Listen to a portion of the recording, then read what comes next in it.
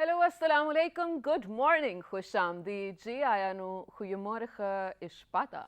Bakhair Agile, Ni Hao, Tuna Shumme, Washmale, Ohio, Gonzaimes, Guten Morgen, Ola, Boyor, Privyet, Kaifa Hal, Hale Shuma Chatore, Ahlan Masalan Marhaba, Buna, Mucho, Gracias, Swami, Balli Garaya. And thank you very much, everybody, for tuning in to PTV World. You're definitely watching World this morning alongside the very fantastic, amazing, superb, learned, intelligent, and that too then at the same time very efficient as well. Ladies and gentlemen, she happens to be Ms. Shiza Hashmi and I happen to be Shahzad Hassan Khan, and we hope and pray that everybody out there in 46 different countries, whether you're tuned in or not, or probably all over the globe, we just hope and pray that everybody out there is doing wonderfully well and that you're ready to kickstart your day with us. Hello Shiza, how are you doing today? I'm doing great. Thank you for asking, and I am definitely ready to kickstart my day Yes, with I all felt of you that. out there as well, especially.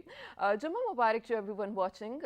Do remember Shahzad Khan, myself, in my entire team actually in your prayers as well, especially in terms of health, because just a minute ago when the headlines were given away, there are newer cases of the COVID-19 coronavirus going on as well. So I really hope and pray all of you out there are going to stay healthy too, and us too. Exactly, and talking about increasing number of COVID, ladies and gentlemen, as soon as we get to know that the percentage of the very infectious virus, which we call COVID as well, or the viral itself, when the percentage starts to increase, I mean, what we really do is we tend to actually forget that, hey, you know what, that we have been through those tough times where, God forbid, if we do not kind of rest ourselves, that too at homes, or probably do not take the supposed standard operating procedures under consideration, ladies and gentlemen, obviously that's what's going to happen. And just last night, Shiza, I was in discussion with my elder brother who happens to have been traveling from UK, and we were just, normally driving out on the streets of Islamabad, and I was like, hey, you know what? Now at least life looks normal and it feels normal as well, that we can go anywhere we want. The businesses are open, everybody's free to be where they need to be. And imagine, even then, we're not actually taking under consideration for all the SOPs being put in place. So, ladies and gentlemen, if you really love your family, please make sure that first of all, you need to get your jabs done as well. And then other than that, please make sure that you follow all the SOPs being put in place. True, and if you've already gotten vaccinated, make sure to get the booster as well. But the thing is, Shazad, where you said things returning to normal, I think it's happening eventually. Yep. And thank God for that, definitely, because the newer variant, the latest we have over here, Omicron, it is not as deadly or as dangerous as the others were or the earlier ones were. Mostly because most of us are now vaccinated, so we do have the capacity or the ability to fight back with the virus, which is going to be mainstreamed in just a few more months. I mean, it will be just like another flu. Inshallah, inshallah, I hope all of us come out of it stronger together. Definitely that. And well, I mean, it's a good news, right? I was just looking at the Super Bowl performance from, I think, 3 days back or 2 days back, and the stadium was so full, Shazad, and we're talking about the United States over here, which was probably worstly hit by the COVID-19, the coronavirus as well. So now they're open and back to business. So I really hope the entire world will be. Exactly, and not just that, Shiza, we really need to kind of mention over here how Bill Gates have actually appreciated all of the procedures which we did undertake while we were making sure that we really need to control this COVID as well. So imagine all of those smart lockdowns and everything the government did to make us safe, or their citizens or the national safe as well. I think it was being kind of applauded by the international media, not just international media, the political leadership as well. So I think it's a great deal. And thank you very much, Mr. Bill Gates, for coming down to Pakistan. And inshallah, we will truly eradicate polio in days to come. Definitely, and I think hardly a few cases are left for that too, for Pakistan to overcome it as well. We'll soon do it. But Shazad, we're not any way behind any of the other countries in terms of coping with the virus or the pandemic. Of course, while we were setting inspiration and examples for everyone to follow, we didn't also forget our stadiums for that matter, or our sports for that matter. PSL's going on, and it gets confusing for a person like me who's not into cricket. So I think I'm going to give it to Shahzad over here. Yeah, so ladies and gentlemen, yesterday it was Peshawar Zalmi versus Islamabad United, and Islamabad United, obviously Hassan Ali wasn't there, Hales wasn't there, Shadab wasn't there as well, so it wasn't really like the 100% strength of the team, but they still managed to do well as well. But talking about Peshawar Zalmi, ladies and gentlemen, we really need to kind of mention about this new guy, Muhammad Haris, who's actually scored 70 runs. But alongside that, I think Malik did a great job with chipping in another 38. And Ashraf, I think he was very good with the ball as well, where 3 wickets were taken. And that too, just for a humble score of 33. Coming down to Islamabad United, ladies and gentlemen, where they weren't able to chase. And yes, there were a couple of mistakes. We will be talking about this in detail exactly at 12 today, that too on PTV Sports. But, I mean, even if Azam Khan did perform well, scoring another 85, ladies and gentlemen, there was no use for them to kind of score such a score as well. And it's because of the fact that they weren't able to kind of finish the match as well. We really need to talk about Gurbaz, who gave us the early start in the first 6 overs, where we say that the game is within the circle. And they made sure that they're going to be at par with how Peshawar Zalmi was performing in the first 6 overs as well. But today, ladies and gentlemen, it's going to be Multan Sultans versus Quetta Gladiators and Lahore Qalandars versus Karachi Kings. So please make sure to tune in as well, because it's going to be full of action. It's a double header today. So yes, and here we have the points table. We do see a few changes where Peshawar Zalmi, ladies and gentlemen, is on number 3 and Samba United dropping down to number 4 for Quetta Gladiators and Karachi. Well, Karachi Kings, I do not think that we have any hopes left, because the way they have performed, they were about to win a match, but they couldn't do it, and it was very unfortunate. Quetta Gladiators, well, we cannot still be very decisive about them. Samba United, Peshawar Zalmi, I think that the battle is going to go on. Multan Sultan still topping the table with 14 points, and Lahore Qalandars in the second position with number 10, a net run rate of 0.785. Wow, best of luck to all the teams as well, but I believe that it's the top 4 teams which are going to make to the playoffs. Well, I think I'm going to take your word for it, because you are definitely the expert over here, and we'll tune in the evening to find out what's happening more. But Shahzad, while that is definitely on the tables, the PSL, of course, it's going to keep happening for a few days too. But today specifically happens to be a very memorable day in the history of Pakistan and India, both of them, right? Exactly, and Shiza, when we kind of go back in time and talk about that day, it was heart-wrenching, it was heart-wrecking for all of those people from Pakistan as well, because Samjhota Express, ladies and gentlemen, left from Lahore. But unfortunately, a lot of people couldn't really make it to the places they wanted to be, and that too, an IED blast took place while the train was on way in India. And there were culprits, or perpetrators, which were taken into custody as well. But back in 2019, all of those perpetrators were let out on the loose. You're absolutely right, Shahzad. And you know, that actually frustrates and infuriates still the families of all the victims that had lost their lives, unfortunately, in this incident. In a rather unfortunate incident back in 2007 as well. It's been 15 years today that we are observing yet another anniversary, and yet again the family members are left, with no justice in their hands. Like Shahzad, you mentioned in 2019, the culprits that actually confessed and the culprits that actually came forward to say that this was our ideology were not, they were actually just left to go out, be at large in 2019. So definitely, while a lot of Indian families are still struggling to get justice, some of Pakistani families too. The thing is, when the incident happened, actually, because the train used to move from New Delhi to Lahore, and it was at Panipat in Haryana right then when the blast exploded. So a man had implanted IEDs into the train, which blasted and burnt off 2 of the carriages, was it? Yes, yeah, exactly. And kind of talking about the details, Shiza, the Indian government continues to deny justice to the families of the victims of Samjhota Express terrorist attack, despite the availability of clear pieces of evidence. Right. And in addition to that, when we talk about the 18th of February 2007, ladies and gentlemen, where we have mentioned that an IED blast has took place at Panipat, Haryana, where Shiza, you correctly said that the incident had claimed 68 lives. Imagine that, including 43 Pakistani citizens, 10 Indian citizens, and 15 unidentified people.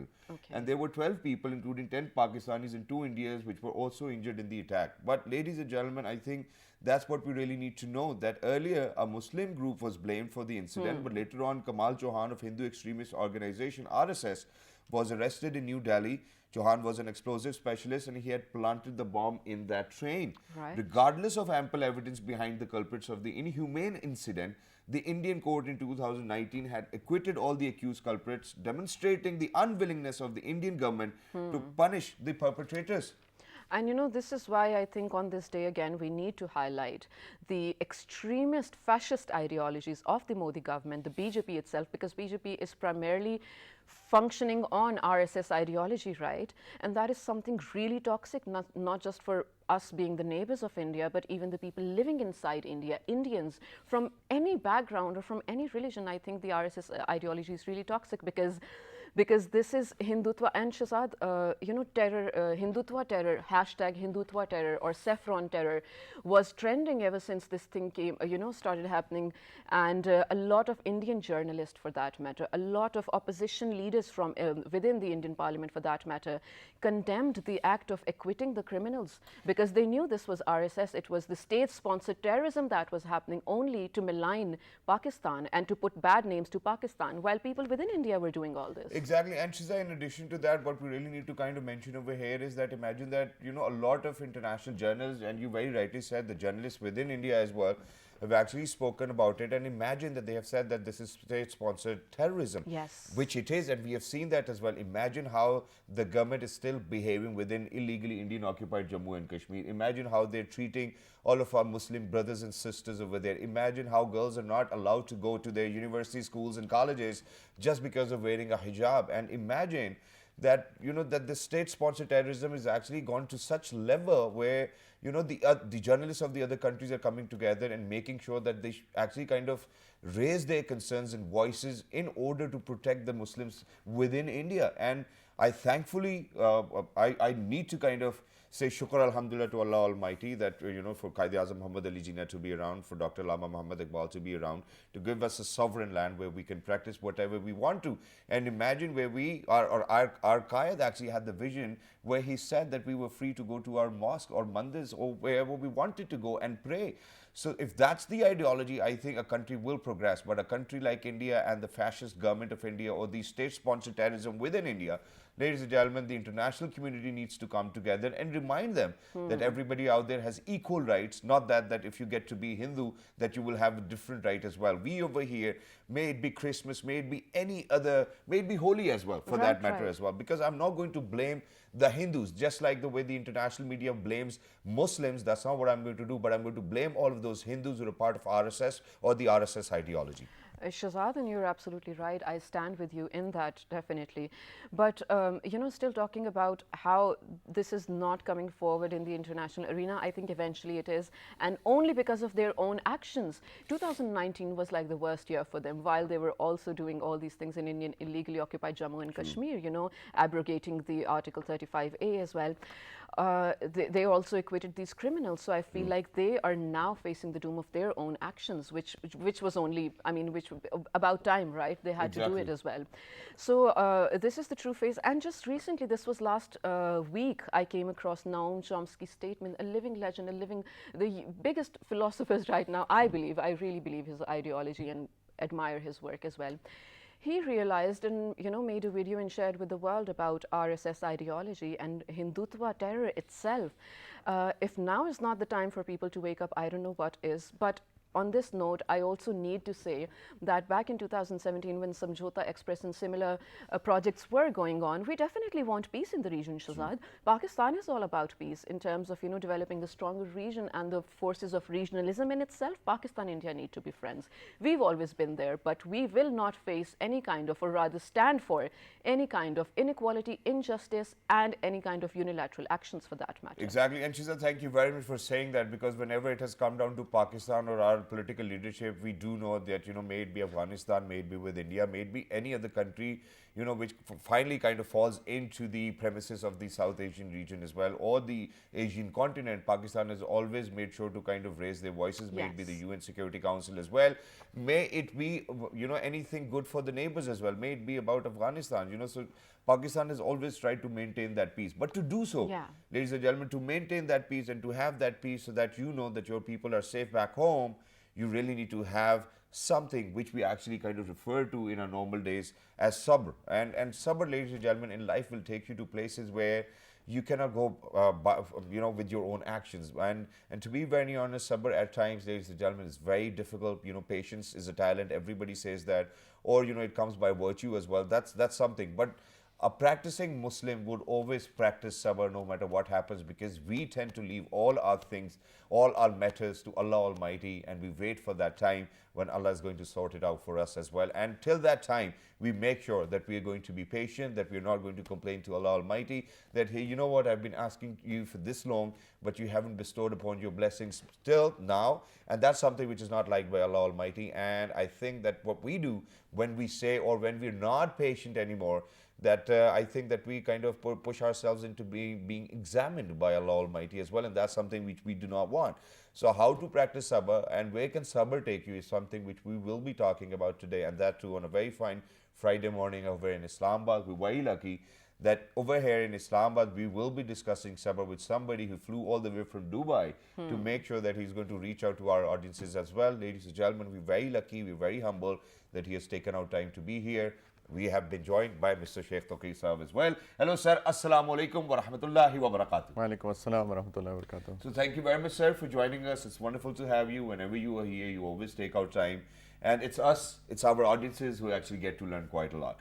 So let's start with what sabr is, first of all, because half of the things which are not happening, which I want them to happen every single day, I beg Allah Almighty, I pray to Him, Allah me, please, this is what I want, please kar de, kar de, kar de. So that's one form of sabr. But can we just kind of define it holistically, what sabr is in life? Yeah, thank you very much. I think it's a very important topic. But first thing first, we need to understand that sabr is an Arabic word, which we also use in Urdu as well. In Urdu, when we talk about sabr, sabr is, you hit me 100 times and, I'll not even say ouch, right? So that's sabr. But in Arabic, this terminology, sabr, has actually some bigger meanings. And that is, of course, that you are patient, but at the very same time, it also includes that you are very strong on your principles. You don't move, because it may also happen that that somebody does wrong to me, and eventually I start losing my confidence, I start losing my principles, but I stand strong. I'm on my principles. I don't move. So you're steadfast. I'm steadfast, exactly. So that is also included in the definition of sabr in Arabic language. Actually, Arabic is a very, very vast language, and that's why Allah Ta'ala has chosen Arabic for His book. So that also includes that in the definition of sabr. And how there are different forms of expression in Arabic as well. Right. Sorry? How there are different forms of expression in Arabic language as well. That's what I was referring to, where you said why Allah chose Arabic to be out there. Exactly. Because there's a larger variety of expressions in Arabic. Exactly, and what is said in, like, say, for example, 5 words, it possibly needs like 3 sentences to explain that in Urdu, or even in English language. Right. So, Sheikh Saab, would you say, or please correct me if I'm saying it wrong, where tawakkul begins, sabr follows, or is it vice versa? Well, they're both very interrelated, actually, because thank you very much, actually, for both of you for very beautifully explaining what's going wrong and all the issues that are going ahead. I think that our Muslim brothers and sisters, they do need a lot of patience in taking what's going on with them in our neighboring countries, and as per the definition of sabr, when what they actually also be very strong in is standing strong on their principles, because this is also very important that they don't lose what they have, their iman, their faith, and all of that. And also one thing that you highlighted, that Alhamdulillah, Allah Ta'ala has given us this beautiful country, Pakistan, which was based on an ideology. And it's very unfortunate. I just want to take this opportunity to also talk about that unfortunately we have lost that ideology. I mean, if you look around, if you look at our own selves, actually, if I look at my own self, there are hundreds of thousands of people who actually gave their lives. People don't know that they gave their lives literally to build this country, to make this country. And subhanAllah, this beautiful ideology of faith, of determination, of being strong, we are losing that. And that's also lack of sabr in a sense as well, that just to follow some petty desires of this dunya, we are losing it all out. Exactly, and we certainly are becoming more impulsive as well, because the way our future generations are growing up, the way they kind of ask for things, and how they cannot still wait. When we were kids, any time and every time we would ask something from our father or mother, they would say, obviously, you're supposed to ask from Allah Almighty. And they never said no. They said, you will get it. So we actually had that partial training of being patient as well. But sir, since you mentioned about tawakkul, I think we really need to mention about taqwa over here as well, because we were talking about sabr, and I think that taqwa is interlinked, or kind of is the umbrella of sabr as well. Do you agree with that? And if it's so, how? With taqwa, we need to understand what taqwa is. Taqwa in Arabic language also, it means to stop or to stay away from something. That's what it literally means. Often we translate that as fear of God. For example, Allah gadar, taqwa. I mean, this is the translation that you will also find in Quran. Taqwa ke Allah se daro, which is right for as a common understanding. But taqwa means to stop or to stay away from something. For example, Allah Ta'ala says, ittaqun nar. That's the same word, ittaqun nar. So stay away from the hellfire. So, so taqwa really is to stay away from the disobedience of Allah and His Messenger. That's what taqwa is. I mean, what we often see in the community is that, for example, somebody has grown a beard, or wearing a topi, and a girl wearing hijab and niqab and all of that, and we say, oh, he or she is a very muttaqi, she's a mu'min, right? Taqwa. But when we look into the way that they deal with people, or the way they interact, they lie, they cheat, they backbite, and all of that, and that also includes, not having patience in things, and not having tawakkul, as you said, not trusting Allah subhanahu wa ta'ala. So this is not called taqwa. Taqwa is that you take the complete package, as Allah Ta'ala says in the Quran, that udkhulu fis silmi kaffa, that you enter into submission 100%. Not according to what we are comfortable with. Exactly, not defining our own deen, rather take the full package. And that also includes patience, because in Surah Al-Asr, which we all know, it's a small surah, right? Allah subhanahu wa ta'ala has taken an oath by time, wal asr, right? That's a time. And then Allah Ta'ala says, innal insana lafi khusr, that everybody is losing, all humanity is in loss, right? And then Allah Ta'ala gave in fact, Allah Ta'ala says two things, and with two conditions. Illa alladhina amanu wa amilu salihat, except those who believe, who have faith, and they do righteous actions, right? And then وَتَوَاسَوْا بِالْحَقِّ وَتَوَاسَوْ بِالصَّبْرِ, right? And then they advise each other for the truth, advise each other regarding the truth, and advise each other to have sabr. And that includes to be patient, as you said, mashallah, it's one of the examples that we ask Allah Ta'ala, and we start losing faith, we start having doubts, I've been making dua, but nothing is coming up. So that includes sabr, and also, as I said, that it also includes to be steadfast. That I advise you, I may start losing, you tell me, no, stand up, it's okay, it'll be okay. Or if you start losing, start slipping, and I'll tell you, advise you. So we need to advise each other of truth, and to be steadfast, and to be patient, of what iman and righteous actions. So this is part of our faith. Definitely, and very beautifully explained, sir. And sabr, I don't think it has a timeline even. I mean, whenever you are thrown a situation or any, whatever condition you're going through, I don't think you are promised that this is the amount of time that you have to observe or practice sabr for. I don't think you are promised that this is the amount of time after which you will be rewarded. Lately, I'm coming across so many stories where people had to literally wait for even 12 years, Shazad, to get one of their du'as fulfilled by Allah Ta'ala.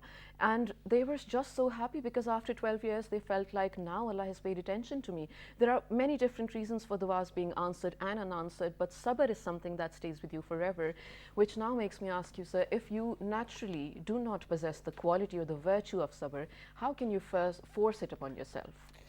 How can you be a practicing Muslim? It's a very good question, actually. Look, anything that we get in our life, we need to make an effort, right? There's nothing in this life that we get without hard work, right? Even if you have come here, you have spent, I don't know how much time in front of the mirror, and then you're doing hard work, right? 5 minutes at least. All right. Yeah, you got not women, right? So anyway, everything takes hard work. We got up early morning, and we drove here in all of this traffic of Islamabad. I'm amazed the way that traffic has grown in Islamabad. It really requires sabr. Subhanallah. It does. So anyway, hard work, right? And Allah Ta'ala has challenged everybody with different things. We need to understand that we are getting the highest degree in form of Jannat. Right? If you have to get a master's or a PhD or something, we make so much of an effort. But we don't realize that at the end of the day, it is paradise, which is the highest degree, right? So Allah Ta'ala wants that we go through certain, mujahadah, some hard work. And Allah Ta'ala has challenged everybody with something. I might be stingy, for example, right? You might be, I'm not saying you are, but you might be coward, right? You might be something else, right? Everybody has their challenges, and we need to make an effort. First thing, recognition. And recognition can only be through knowledge. Unfortunately, we do not have knowledge, right? I mean, we learn everything, but we don't learn the basic principles and the tenets of faith, right? We need to have knowledge, recognition, and recognition is a big thing. Honestly, people do not recognize. People are not ready to accept that I have this wrong, right? I can point fingers at everybody. Oh, you are like this, you are like that. Lekin, self-assessment and an honest assessment that this is my issue, right? And this is where I lack. Even, people tell me, my wife tells me, you're this and that, and she is the most honest person on the face of the earth, right? Nobody tells you the honest things except your spouse, right? And I'm not ready to accept. So acceptance, acknowledgement, self-assessment is even better, and then making an effort, and then you need to assess situations, assess yourself. For example, there was traffic on the road, and maybe I'm banging on the steering wheel, and why are they not moving? So then I recognize this is not right, and I'll start screaming, shouting at people. So recognition, and then making a conscious effort that I need to improve on myself, the way that I talk, the way that I react to people, and if people are honest with themselves and they make an effort, it does come in your life, and it goes with everything actually, not only in being patient, but rather every issue that we Exactly, and that's certainly something which I actually wanted to share, because ladies and gentlemen, we actually belong to that segment of the society where I would rather refer to myself as lower middle class or middle class. I mean, we're at the brink of it. God forbid, only if you're being humble, you can say God that. forbid, we do not get to do 2 or 3 or 4 shows. We fall into the lower middle class. We do all of those 4 or 5 shows. We go up and enjoy the middle class as well. This is lack of gratitude, by the way. No, but that's where I was coming. That we really need to kind of say shukr alhamdulillah in the first place for wherever we are. Because now, sir, the point which I'm referring to, and that's exactly what you refer to. The point I'm referring to is that, that a lot of times when you listen to these khutbahs and when you listen to a lot of other people who actually have a say or have their research or knowledge about the religion, and they always will tell you that, hey, there's going to be an examination in this world too as well, so Allah's going to test you. I mean, every time I pray to Allah Almighty, Allah, please don't test me. It's you who's supposed to take a test. Please don't test me. I'm a weaker guy. Please don't put me into test. And may it be this world or the heavens or the life hereafter. Please make sure that I'm going to have a good life. So it is for anyone and everybody to ask for.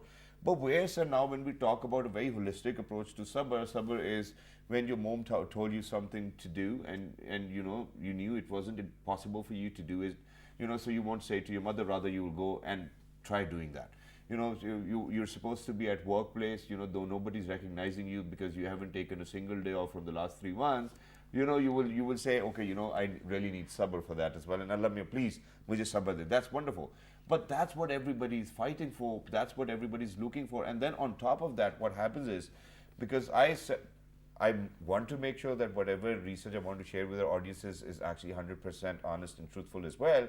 But at times when I see all of these clips on social media, what I see is that even if it's a hadith being narrated, there will always be this background music sort of thing on those videos, ooh, something like that. I mean, for such a message to come across, why do we have to edit so many other videos? I know that I'm going here and there in my conversation, but why are we doing that? Yeah, you're right. There's 2 parts. Yeah, I'm confused, right? What was the exact question, actually? First thing first, I've been talking about sabr. Sabr is defined as being strong on something that's hard on you, right? I mean, for example, getting up early morning, right? That's hard on me, maybe, right? That's when you get up early morning to pray Fajr, that's also called sabr. But there are 3 types of sabr.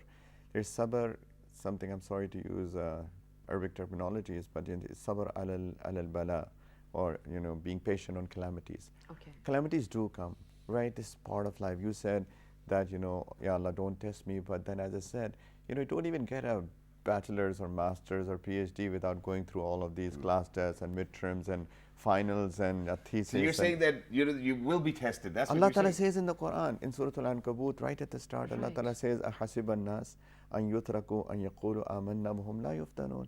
Allah Ta'ala says, do people think that they say, oh, I believed, right, and I have that's faith, it. and they will not be tested? And Allah Ta'ala said, this has been my sunnah, this has been my way that I've tested everybody before you. And then Allah Ta'ala also mentioned as to why does He do that. He said so that Allah Ta'ala knows who is right and who is wrong. Because when things come, then you know your reality. It's very easy to smile, right? If somebody comes in and starts screaming and shouting at us at right here and right here, Yep. then my personality is going to come out. Right? It's easy to smile when everything is going right, but when, as I said, maybe traffic gets stuck or somebody does wrong, then my personality comes out. I know myself. I don't know myself until that I'm tested. So that's why tests come. And by the way, you said, Ya Allah, don't test me and give me a good life. By the way, good life is also a test, right? Absolutely. Right? So if Absolutely. I get like ₹500,000 per month, right, and I say I'm in lower middle class, I mean, I'm we, just we kidding. fluctuate. I You want know, to relate with everybody out there. I love Shahzad. That's why I'm very honest. I'm very frank with him. Sorry, it has been so many shows that we have done together. So I think I have the right to do so. Jazakallah, Right? sir, you do definitely So do. khair, anyway, so what I'm saying is that am I grateful, right? Do I share my wealth with others? Do I spend it on poor? That's also a test. True. In fact, possibly that's a bigger test because all of these people driving, their Pajeros and their Land Cruisers, Mercedes. I mean, the way that they look at people, I mean, do they really look down upon those who are driving bicycles or walking labor class? That's a test because arrogance is one of the worst sins that a person can Anybody get can into, commit. right? So that's a test. So everything is a test. Wealth is a test and not having wealth is a test. So Similarly with Olad as well, right? Yeah. إِنَّمَا أَمْوَالُكُمْ وَأَوْلَادُكُمْ فِتْنَةٌ. Allah Ta'ala says your wealth is a test and your children are a test, right? So how do you deal with them? How do you treat them? How do you train them? So calamities, it does come, right? COVID was a test people didn't recognize. We have been talking about, vaccinations and distancings and masks and everything. All of that is right, but I mean, why did it come? We know what happened, the way our response has been. It was a test, right? And it is a test. And then there are two more that because we spoke about that we have to be 100% on deen.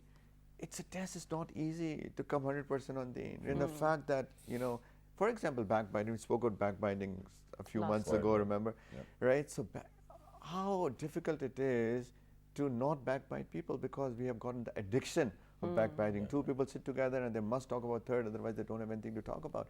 So that's patience. That requires patience also because it's hard to get rid of that bad habit that you have. And also on good things, the example that I gave was like getting up for Fajr, for example. Some people have the habit of sleeping until late. So to get up early morning, you require an effort, it's a hardship. So all of that, that sabr, and that makes us a beautiful person, right? If we are patient on the calamities, on different tests, or in getting rid of wrong things that I have and doing good things that I must do, right? That makes me a beautiful person, and that's the quality of sabr. And that's why, by the way, just to end, that Allah subhanahu wa ta'ala says that everything has a reward, right? This reward, this much, that. وَيُوَفَّى الصَّابِرُونَ أَجْرَهُم بِغَيْرِ حِسَابٍ. Allah Ta'ala says, for those who are patient, they will get reward without hisab. There is no mayors to it, right? Because it is so high thing in the sight of Allah Ta'ala. And that's wonderful. Thank you very much, Sheikh Saab, for kind of making us more aware about what sabr really is or what patience is. Because I'm going to share two examples over here. So number one, obviously, so alhamdulillah, I get to do. I'm very always keen of cars. So so we buy a lot of cars and we sell a lot of cars. Shukr alhamdulillah. But most of the times, well, not really most of the times, but I do come across people where people would come up to me and be like, भाई इसका metre पीछे कर दे अच्छे पैसे में बिक जाएगी. And I'm like, hey, you know what, that's not my practice. If Allah is supposed to reward me, He will reward me anyways. This is not a restriction for Allah Almighty or for that temporary gain. I'm not going to do so because I really need to stand by it. And at times, you do get confused. Shaitan does take over and you're like, hey, you know what if I just do it once? So please make sure, ladies and gentlemen, for all of those people who've controlled themselves in different situations in life, make sure that you keep on doing that because the reward will be higher, whether over here in this life or the life hereafter as well, because Allah has promised us that reward and we will definitely get that. Yeah, thank you so much for Inshallah. saying that, Shazad, and thank you so much for being here, sir. We'd love to have you again whenever you're in Pakistan, even on Skype. Ladies and gentlemen, right now we're heading to a short break. When we come back, we're sort of going to continue this discussion, but maybe with a different direction as well. But one thing about sabr, for all the people out there who are right now going through something hard and are trying to, really trying hard to practice sabr as well, you're not doing it for the people around you, and you're not doing it for someone who caused you trouble. You're observing or practicing sabr for Allah because He is the one who has promised you a reward. It's not the people around you. So there will be times where you'll feel so tested, where you feel like, okay, you know what, this is the limit, or this is just the boundary of my sabr. I can't go beyond this. Just don't do, for sure make a better situation for you to live in, but just don't associate your sabr with someone, a human being especially. It's for Allah, it's between you and Him, and inshallah you'll be rewarded manifolds for it. Right now we're heading to a short break. In the short break, I'll pray for all of you. You guys do the same too. When we come back, I'm going to ask Shazad how he actually sets his goal and determines whatever he needs to do. Stay tuned. Let's Good talk morning. about that. Good morning.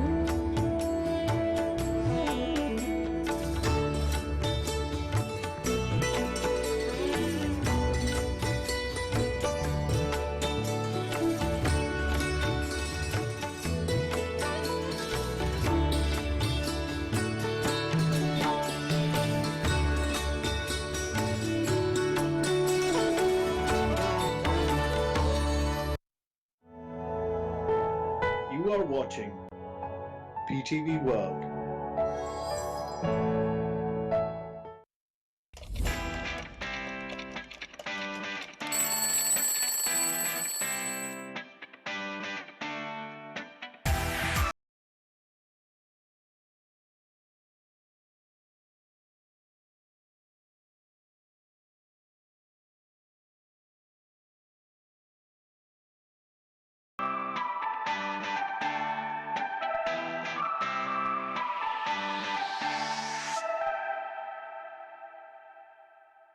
Welcome back to Well This Morning, ladies and gentlemen. With me, I have the super inspirational Thank you Shazad very much. Khan. Likewise. I am Shaza Hashmi, and we are hoping and praying that you're learning a lot with Yeah. us today. Exactly. What are And we she's learning Shiza right Hasmi as well over here. Yes. And that's me. Yeah. But moving on, ladies and gentlemen, where we were initially talking about sabr as well, and how patience is definitely a talent, and you will be rewarded by Allah Almighty, because Allah promises us to reward as well. And whatever Allah promises, that will be fulfilled, because Allah does not really need to keep all of that for us. You know, Allah will give it back and will give you more as well. But now coming down to the point that for how long will you actually be practicing patience when you have not really taken up some realistic goals in your life? You know, so imagine that, you know, if I have a goal that I really need to kind of travel to Mars, I certainly need to start working now to make sure that one day I will be going over there. So to have realistic goals in life, that is something which is very important, because we do not want to to kind of be patient about something which is not very realistic, which is very ideological. And there are things which do come true, and that too, because Allah is Qadir, Alhamdulillah, Allah can do anything. But for us to kind of overestimate our capacity is something we need to kind of judge, because that's what we call SWOT analysis: strengths, weaknesses, opportunities, and threats. And to talk about that, we're very lucky that we've been joined by a corporate trainer. We call him Mr. Adnan. Assalamu alaikum. Good morning. Good morning. Ji Mubarak. How are you? Allah ka shukr. Aapka kya haal hai? Aap theek hai? I'm bilkul fine. Thank you very much for joining us. So, realistic goal setting, how do we do that? Actually, first of all, we should think about why is goal setting is important in our life. Okay. Because if we don't have any goals in our life, it means we don't have any real life. It's just an ordinary person's life who just sleep, eat, go to work, and come back, That's and then good life. sleep. Simple. Yeah, honestly. That's a good life. But But if it's you very don't have mediocre. any, Dal de beech mein, haan, phir good life. if you do not have any goals, that you cannot be motivated till long. You are not enthusiastic. See, You're we do not not have that energetic. much time, but I would certainly want to have an argument over this, and it's because of the fact that for some, goal would be living a very carefree and not working kind of life, or probably just enjoying my time with my daughters, or enjoying my time with my parents, and certainly not thinking about how life is going to be tomorrow. And it's because of the fact that you believe blindly and you have faith in Allah Almighty that the day I was born naked. Till this day, I'm eating, I'm having a great life. So what makes me think that I'm not going to have a great life tomorrow? Because we really need to have a heart full of gratitude and then pray at the same time. But yes, Allow me to disagree a little bit. The time you spend with your daughters, the time you spend with your family, that is also your goal. That's The my goal earning. is to making a good relationship with Yes. your children, with your family as well. True. So you cannot say that you are free from that. That is also a goal. Goal to have a good relationship with your family. It's the way how you look at it. For Yes. some it might be a task to spend time with family. For some, they enjoy it. It's a blessing. Yes. Yes, Right. yes. All right. So moving on, and I want you to sort of give out practical tips or experiences rather for all the people out there. I'm sorry. Because some people even struggle to set a goal for themselves. They might have ideas. This is what I want to do, but how to go about it? It's a challenge. Actually, it's a distance between where you are now and where you have to be. So first of all, you have to decide where you want to go. That is a prior step for goal setting. So first of all, you have to ask yourself what's your aims, what your targets, what you want to achieve in your life. That's the first road to achieve the goals. So in goal setting, we use a SMART goal approach. As you know, both of you very smart as well.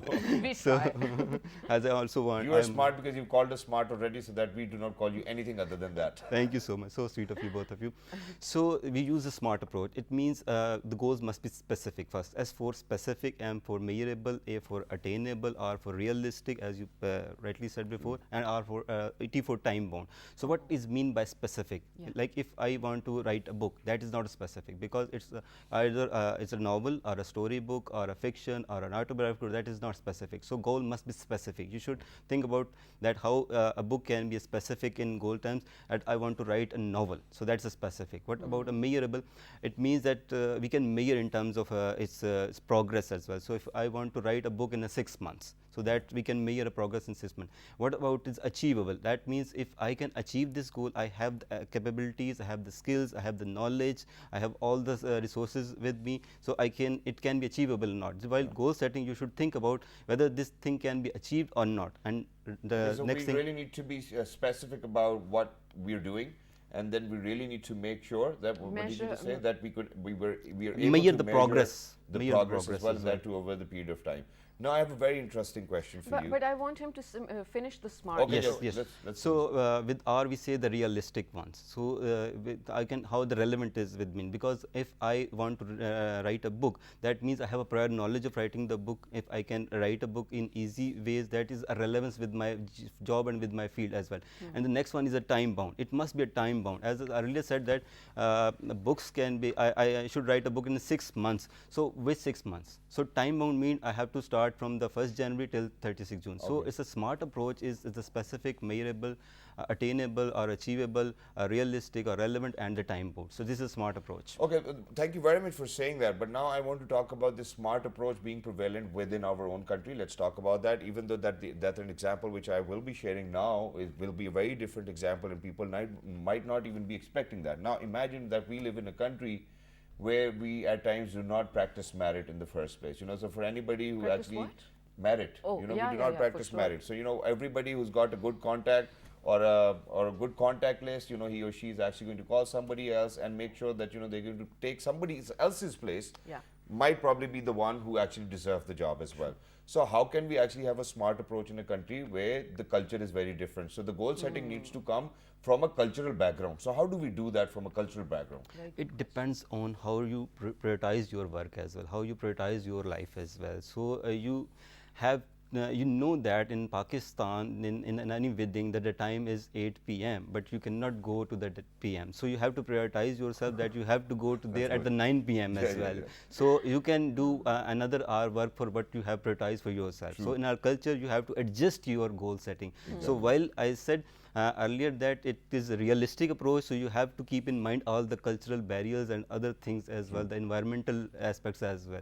So you have to keep in mind the backup plans as well. So while goal setting, you need to focus on the other realities as well. Exactly, and And then what you kind of said- calculate and then go for it as well, which I am going to agree. Thank you very much for saying that. You gave me a peace of mind on that one as well. But now what I want to talk about is that, for example, that my generation, talking about myself in the first place, we were raised to work for somebody else. पुत्र पढ़ोगे नहीं, नौकरी नहीं मिलेगी, जमादार लग जाओगे. तब भी वो नौकरी दे रहे थे, लेकिन जमादार की दे रहे थे. So there was this mindset, and I grew up with that, and we certainly had to change it because we saw our father kind of coming out of the box, doing whatever he wanted to do. Now imagine that you being told every single day कि कुछ बड़ा करो, कुछ बड़ा करो, and nobody is able to kind of identify it for yourself because you have to identify it yourself. How do we identify what our goal needs to be?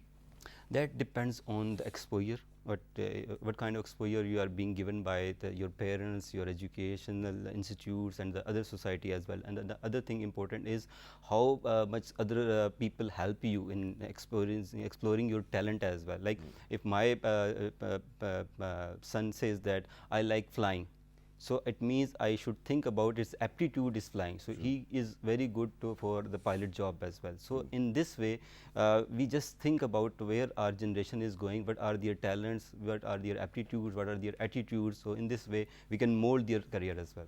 Exactly. Right, and please correct me if I'm wrong. I think goal setting has nothing to do with age as well. So while right now our conversation is mainly adult-centric in a way that in terms of setting a job, a career, a business, you need to set goals. But as a child, as a student, a teenager as well, goal setting is very important. For example, creating a timetable. It's something that every student does, right? Especially in your exams, you're creating something sort of a timetable. But in a lot of cases, people are really still lethargic after creating the timetable. So what happens with the laziness? And how do we overcome that? Procrastination? Yeah, procrastination is the right word. Thank you. But it all depends on the priorities and importance. What Okay. do you think it is important for you, or it's not important I for mean, you? it's important, but it's so time-taking. I think But you have to prioritize. Yeah. You have to make your timetable as well. Like from I give my example from class 8. I make a timetable of my whole day. That Okay. at what time I have to wake up, I have to do the breakfast, I have to go to school, and then it continues from the college and universities.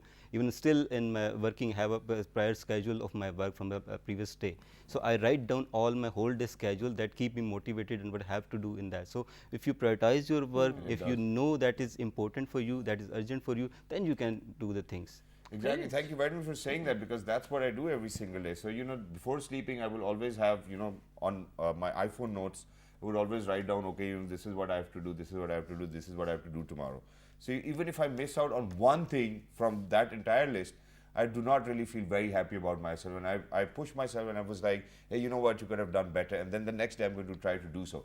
But now, hear me out very clearly. Now imagine that If one thing, if I would sure. like to Yes, add please. one thing, we always say that we don't have a time. We don't have time. But I we say certainly don't. We yes. only left with 2 minutes. Yes, the thing which is important for us, we could find time for that. If Exactly. we like to play something, we prioritize. find time for that. Yeah, so I've read that. I I've don't read that agree as with well. that. We don't have time for anything. That Exactly. is missed out because of time. Exactly, True. that's I wonderful. So agree. which is why towards the end, what I'm going to ask you is that people, they put up fights with their families. They wait for 5 years, 6 years for that time to come, for that goal to be attained and achieved. And once they achieve that goal, they're not very thankful. And they're like, hey, you know what? If that's what it was, why did I waste all my energy? What do you recommend to all of those people? What do you think they need to do? Do you think that they're willing to set a newer goal or leave behind the previous one? What do you think they need to do? Just one thing. They I should think value ask matters. first that if I achieve this, this will give me satisfaction and happiness or not. So Yeah. you should count happiness and satisfaction before setting a goal.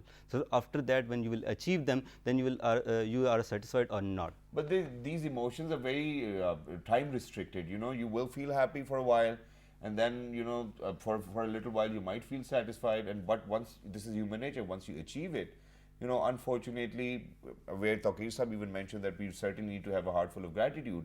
we tend to forget that कितनी दुआएं मांगी थी हमने अल्लाह में से इस दिन के पूरा होने के लिए, लेकिन जैसे वो पूरा होता है 3 महीने हम गुजारते हैं. And the reason I'm saying it in Urdu is because I want it to reach out to a lot of people. वो सब दुआएं हम भूल जाते हैं और हम फिर किसी और चीज़ के पीछे लग जाते हैं क्योंकि उससे हमें इतनी खुशी नहीं मिल रही होती जो हम सोच रहे होते हैं कि मिलेगी. Simple one thing. If you are passionate about that thing, you will not be dissatisfied or not True. happy with You I that. wish I could say more on this. I wanted to, but I think some other day. But thank you so much for being with us once again. You're always so wisdomous with your words. Thank you for doing that. Ladies and gentlemen, we'll see you on Monday, inshallah. I hope and pray that all of you are going to have an amazing weekend and try to practice sabr in one form or another. I promise you it's going to take you to places that you never imagined. Exactly. From Shiza and Shazad, ladies and gentlemen, it's going to be a goodbye for now, but we'll definitely come back. Please make sure to write to us on our Facebook page, which is with the name of Well, this morning. on Twitter, Daily Motion, and YouTube. Well, this morning. And the fabulous repeat is going to be at 5 past midnight tonight. till the next time. Look after yourselves. 1, 2, 3. Good Good morning. morning. Jummah Mubarak.